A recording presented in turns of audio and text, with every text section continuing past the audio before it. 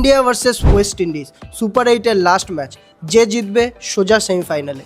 This West Indies team is going to a serious threat for team India. 3টে পয়েন্টে বুঝিয়ে দিচ্ছি total.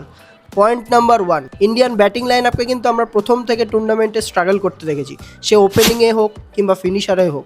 Rinku Singh তো পুরোপুরি ফর্মেই ছিল না, আর ওয়েস্ট ইন্ডিজের ব্যাটিং লাইন আপ কিন্তু পুরোপুরি শাইন করেছে। সে উপরে সে হোপ হোক কিংবা সিমরান হেটমায়ার হোক কিংবা শেফরান রাদারফোর্ড হোক, আর ফিনিশারে 8-9 নম্বরে এসে তো ওদের জেসন হোল্ডার, রোমারিও শেপার্ডের মতো ব্যাটসম্যানরা আসে। মনে আছে তো লাস্ট ম্যাচে 79 রানের পার্টনারশিপ করেছিল তারা। তো এখানে পরিষ্কার ওয়েস্ট ইন্ডিজ কিন্তু ব্যাটিংয়ের দিক থেকে ইন্ডিয়ার থেকে এখন এগিয়ে আসে, অন্তত ফর্মের দিক থেকে। পয়েন্ট নাম্বার 2, ওয়েস্ট ইন্ডিজের বোলাররা কিন্তু সেরকমভাবে এই বছর নাম করতে পারেনি। পুরোপুরি ব্যাটসম্যানদের উপরে ভরসা করে কিন্তু ওয়েস্ট ইন্ডিজ এই অবধি পৌঁছেছে। আর সেখানে যদি আমরা ইন্ডিয়ান বোলারদের দেখি, জসপ্রীত বুমরা, বরুণ চক্রবর্তীর মতো কিন্তু 1 নম্বর বোলার ইন্ডিয়ারদের কাছে রয়েছে।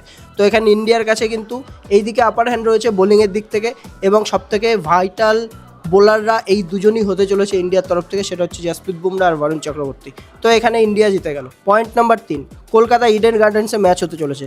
এখানে যদি আমরা ওয়েস্ট ইন্ডিজের রেকর্ড দেখি, টোটাল 7টা ম্যাচ কিন্তু ওয়েস্ট ইন্ডিজ খেলেছে, তার মধ্যে 4টে হেরেছে।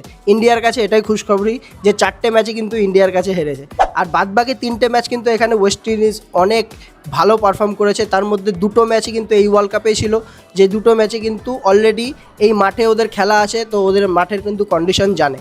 আর আরেকটা ম্যাচ নিশ্চয়ই আপনাদের মনে আছে, সেটা হচ্ছে 2016 ওয়ার্ল্ড কাপ ফাইনাল। তো এখানে যতটা পজিটিভ ওরা এই মাঠ থেকে নিতে পারে সেটা কিন্তু অলরেডি ওরা পেয়ে গেছে। তো এটাই আমি বলতে চাইছিলাম যে ওয়েস্ট ইন্ডিজ আর ইন্ডিয়া দুজনের পাল্লাই কিন্তু এখানে সমান সমান চলছে। 50-50% রয়েছে দুজনেই জেতার।